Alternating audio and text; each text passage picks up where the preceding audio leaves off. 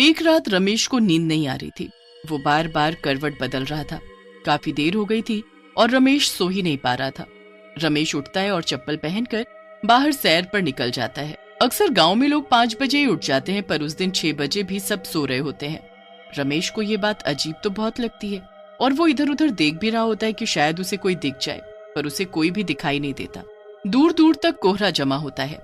रमेश उस कोहरे में चला जाता है और कुछ देर बाद उसे एक घूंघट वाली औरत दिखती है।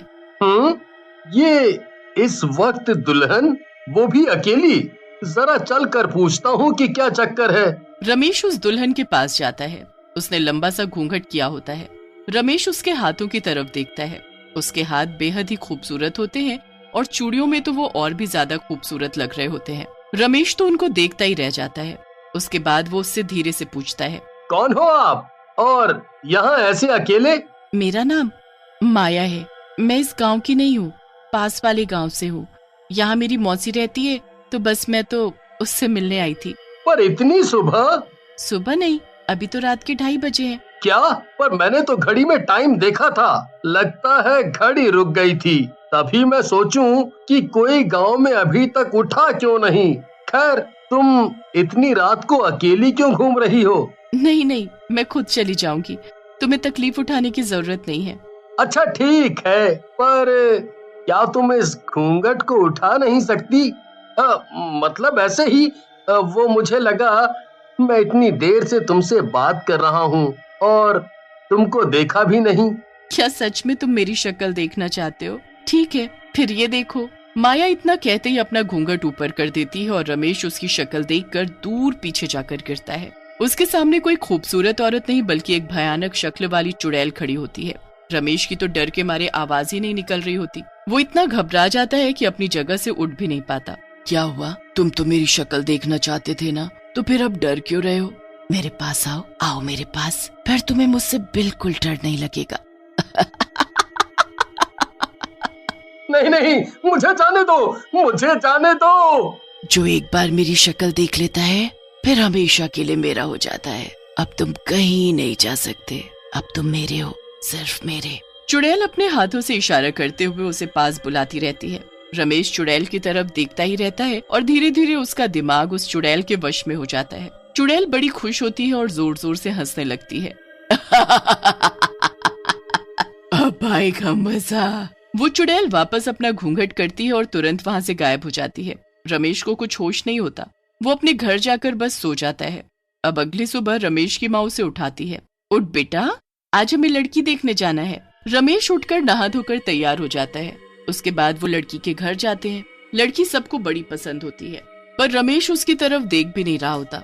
रमेश की माँ उसे कोहनी मार कर लड़की की तरफ देखने का इशारा करती है। अरे लड़की को तो देख, फिर हम तेरा रिश्ता इससे पक्का करें। रमेश का दिमाग अभी भी चुड़ैल के वश में होता है। वो जैसे ही उस लड़की को देखता है, उसका गला पकड़ लेता है। सब लोग ये देखकर हैरान हो जाते हैं और उस लड़की को रमेश के हाथों से जैसे तैसे छुड़ाते हैं। ये क्या हरकत की है तूने? मैं सारी लड़कियों को मार डालूंगा। जो भी मेरे सामने आएगी, सबको मार डालूंगा। मुझे माया से प्यार है, बस माया से।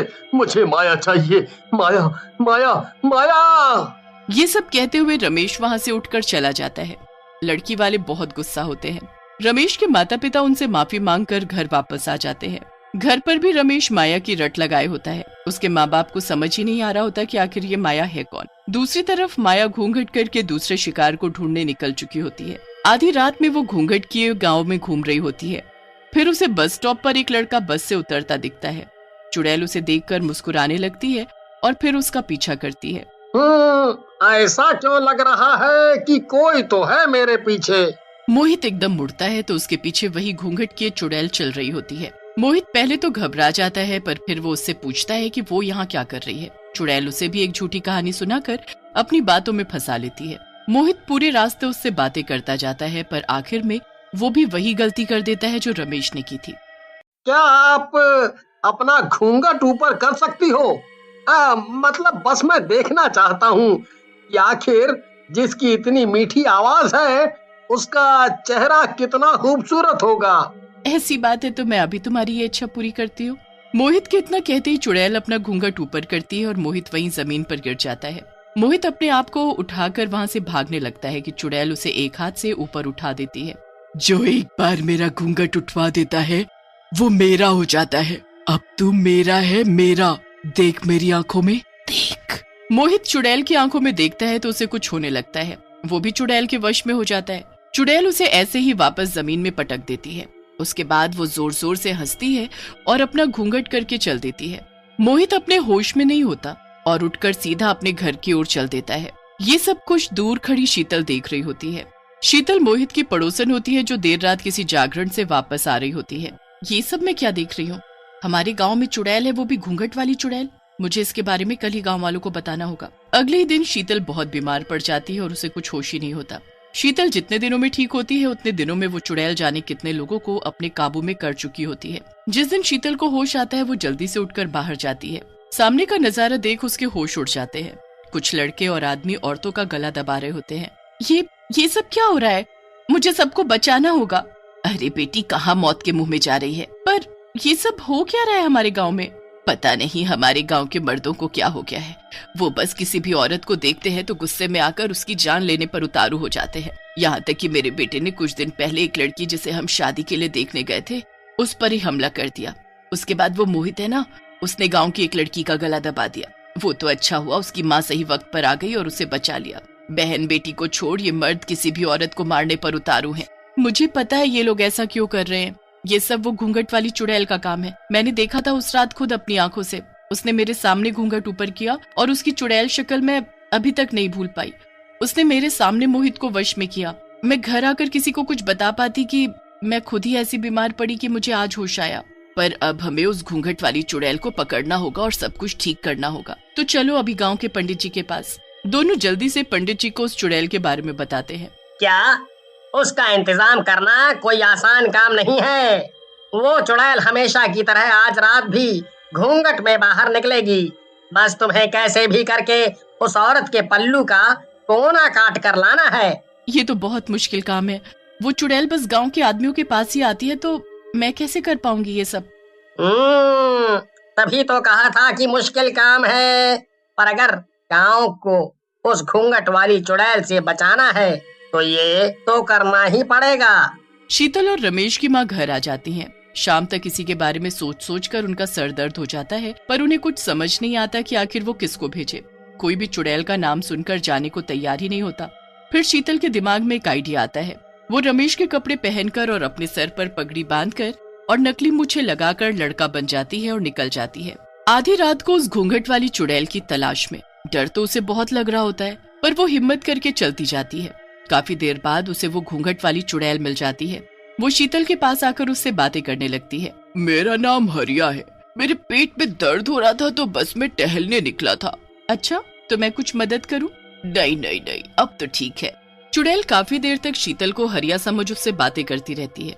शीतल की नजर चुड़ैल के पल्लू पर होती है जिसे उसको काटना होता है, पर उसे समझ ही नहीं आ रहा होता कि वो ये काम कैसे करे। तुम पहले ऐसे आदमी हो जिसने अभी तक मेरी शक्ल देखने को नहीं बोला। शक्ल में क्या रखा है? मुझे तुम्हारी शक्ल देखने में कोई दिलचस्पी नहीं है। शीतल बहुत डर जाती है। चुड़ैल उसे अपनी शक्ल दिखा दे उससे पहले वो अपना पैर अड़ाकर उसे गिरा देती है। आह, ये क्या किया तुमने? मुझे गिरा दिया। चुड़ैल का घूंघट उसके चेहरे से हट जाता है, पर उससे पहले शीतल उसका पल्लू का टुकड़ा काट चुकी होती है। शीतल जल्दी से वहां से भागती है। तभी उसकी पगड़ी गिर जाती है और उसके बाल खुल जाते हैं। मतलब तू लड़का नहीं लड़की है? तूने मुझे पागल बनाया। तेरी ये हिम्मत, मैं तुझे जिंदा नहीं छोड़ूंगी। तू मेरा कुछ नहीं बिगाड़ सकती। तेरा पल्लू का ये टुकड़ा मेरे पास है। अब तू मेरी कैद में है हमेशा हमेशा के लिए। नहीं नहीं नहीं, ऐसा नहीं हो सकता। ऐसा ही है। अब तेरा ये गंदा जादू खत्म। शीतल उस टुकड़े को ले जाकर पंडित जी को दे देती है, जिससे वो गांव के सभी आदमियों को ठीक करता है और फिर उस टुकड़े को एक मटके में बंद करके जमीन में गाड़ देता है। उसके बाद वो चुड़ैल कभी किसी को नहीं दिखती।